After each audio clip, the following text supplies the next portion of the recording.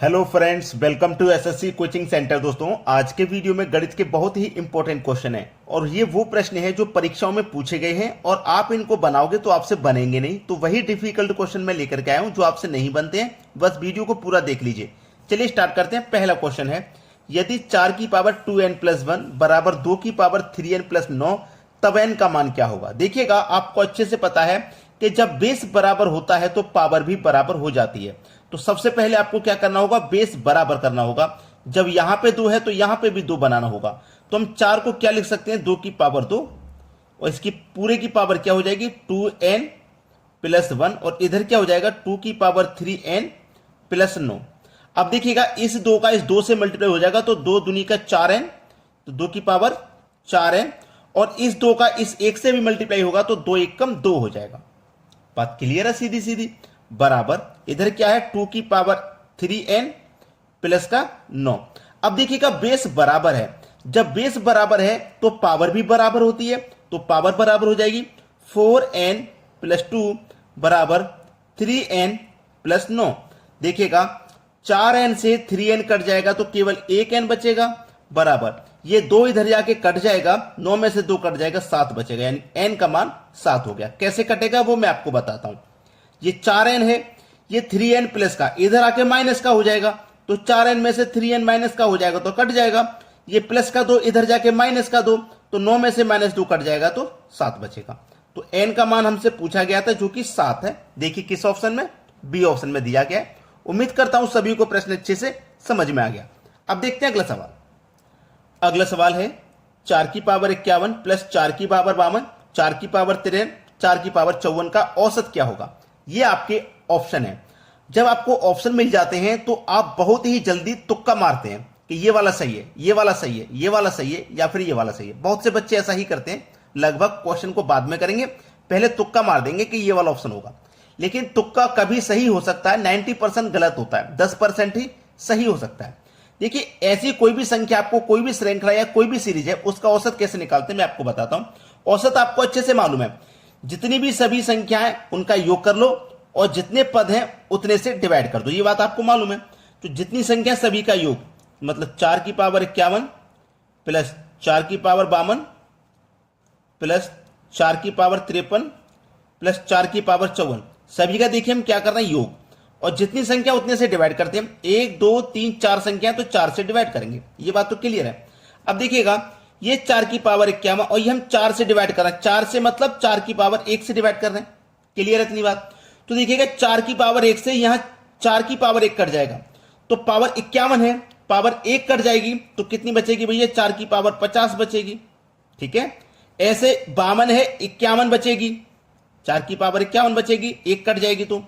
ऐसे ही यहां पे 53 है तो 52 बचेगी और ऐसे यहां 54 है तो 53 बचेगी, 4 की पावर 53 बचेगी। क्योंकि 4 की पावर 1 से यहां 4 की पावर 1 कटेगी तो 51 पावर है तो 50 बचेगी। यहां भी पावर 1 कटेगी तो 51 बचेगी, यहां पावर 1 कटेगी तो 52 बचेगी, यहां पावर 1 कटेगी तो 53। तो ये आपका औसत हो जाएगा। देखिए किस ऑप्शन में, बी ऑप्शन में।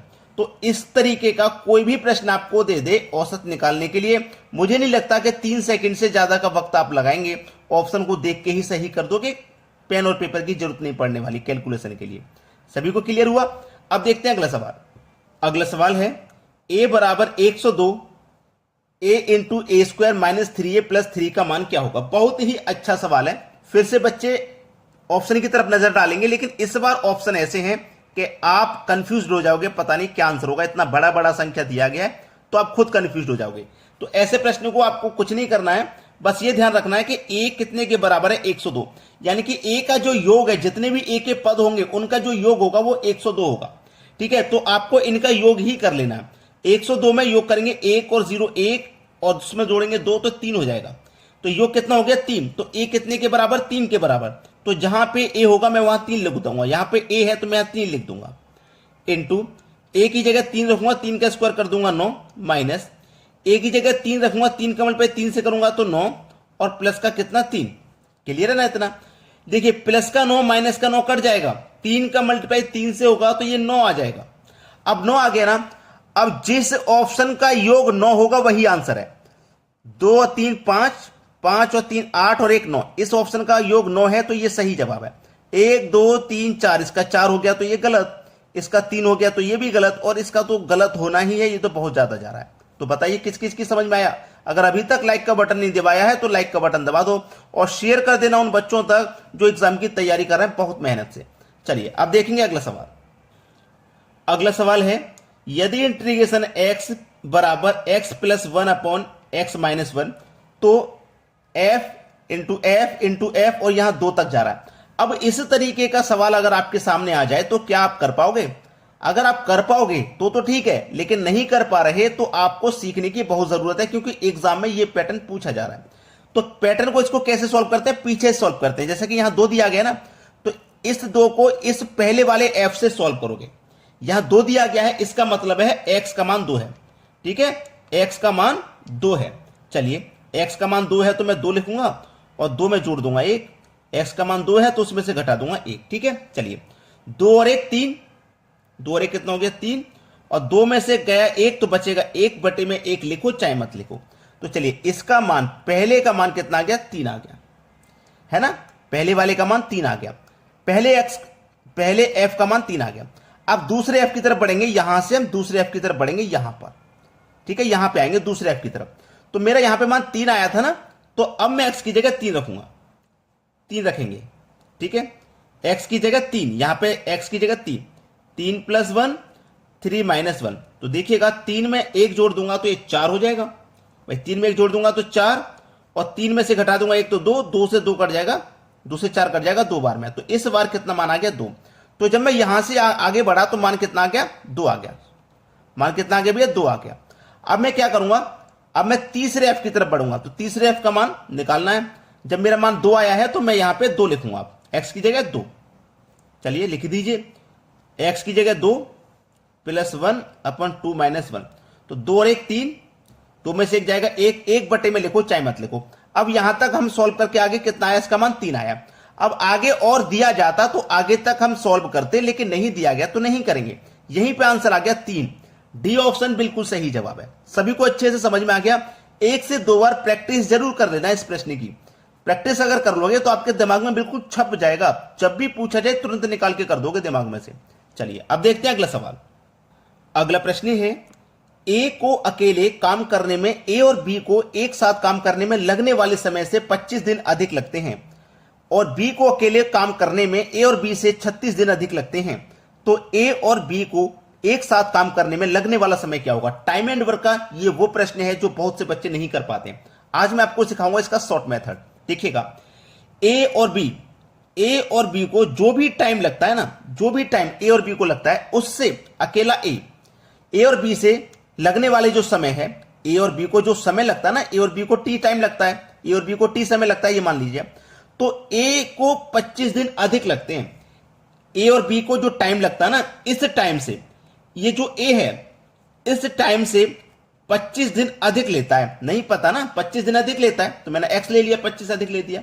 चलिए हमारा जो बी है, इस ए और बी को जो टाइम लगता है, इस ए और बी को जो टाइम लगता है ना, इससे 36 दिन अधिक लगते हैं उसको। तो ये 36 दिन अधिक लगते हैं, तो मैं इसको वाई नाम दे देता हूं। इसको एक्स नाम दे दिया, इसको वाई नाम दे दिया। ए और बी को जो भी टाइम लगता है उससे अकेला ए 25 दिन अधिक लगाता है, और जो अकेला बी है उसे बाई का मतलब 36 दिन अधिक लगते हैं। तो हम ये पहले वाला टाइम से अधिक है, ये बाद वाले टाइम से अधिक है, तो हमें टाइम ही तो निकालना है। तो क्या करते हैं, स्क्वायर रूट में एक्स और वाई ले लेते हैं, बस निकल के आ जाएगा टाइम भाई आपका। कुछ नहीं है अब इसमें, कुछ नहीं है। एक्स मतलब पहले वाला टाइम, पहले वाला टाइम कितना अधिक लग रहा था? 25, 25 ले लो। बाद वाला टाइम कितना अधिक लग रहा था भाई? बाद वाला टाइम 36 अधिक लग रहा है, 36 ले लो, दोनों के ऊपर स्क्वायर रूट। हो गया प्रश्न। 25 का स्क्वायर रूट 5, 36 का 6, दोनों का हो जाएगा मल्टीप्लाई, 30 आंसर आ जाएगा। बी ऑप्शन बिल्कुल सही जवाब। क्लियर हो गया ना सभी को? लेकिन एक बात फिर बोलूंगा कि प्रैक्टिस जरूर करें इन प्रश्नों की आप। चलिए अब देखते हैं अगला सवाल।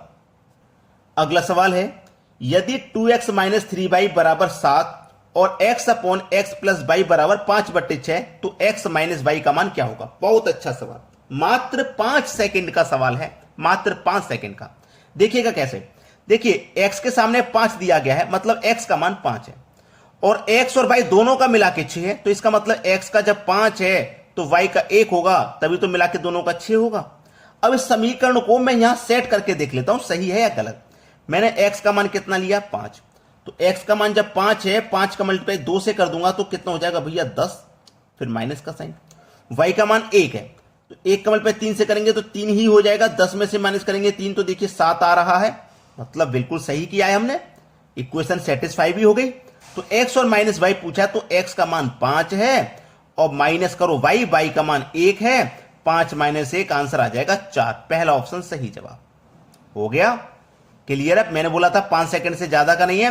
अब एक रिक्वेस्ट मैं आपसे हमेशा करता हूं कि वीडियो को लाइक और शेयर कर दीजिए, इसी तरीके के वीडियो मैं आपके लिए लाता रहता हूं। ठीक है, कमेंट करके बताइएगा आपको हमारा वीडियो कैसा लगा।